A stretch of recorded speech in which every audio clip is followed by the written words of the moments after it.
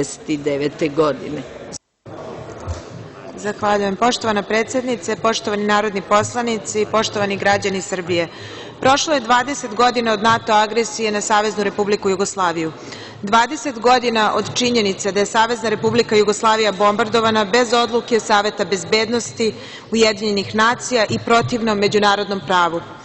Ovim putem poslanička grupa Pokreta socijalista podnosi predlog za dopunu dnevnog reda kako bi se oformila komisija koja će utvrditi tačan broj žrtava NATO agresije imenom i prezimenom.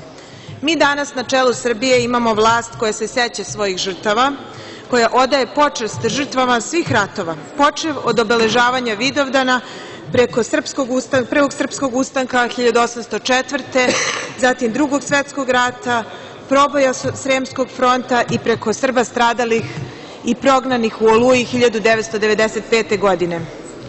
Vlada Republike Srbije obeležava preko 80 godišnjica svake godine i odaje počast svim stradalima. Takođe se obeležava i dan sećanja na žrtve NATO agresije, ali mi nemamo konačan broj žrtava stradalih i mi nemamo njihova imena i prezimena. Mi to dugujemo porodicama žrtava, mi to dugujemo našoj deci i dugujemo našoj državi. Naš narod je više puta stradao od NATO agresora. 1995. godine bombardovana je Republika Srpska, 1999. godine Savezna Republika Jugoslavija.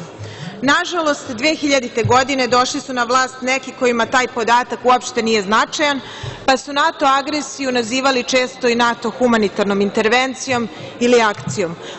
Uništili su našu vojsku, uništili su topove, uništili su haubice, uništili su tenkove. Bivša vlast, a sadašnja opozicija nije se setila da oda počast stradalim u NATO bombardovanju, da utvrdi ko su ta deca, ko su te majke, braća, sestre, ko su ti vojnici, heroji koji su stradali od NATO zločinaca. To nije pokušala da utvrdi, ali je brže bolje pustila preko 200 albanskih terorista iz zatvora i sramotno optužila Republiku Srbiju da je genocidna država. 2016. godine Skupštini od strane opozicije podnet predlog rezolucije o genocidu u Srebrenici. Srbija nikada nije bila i nikada neće biti genocidna država.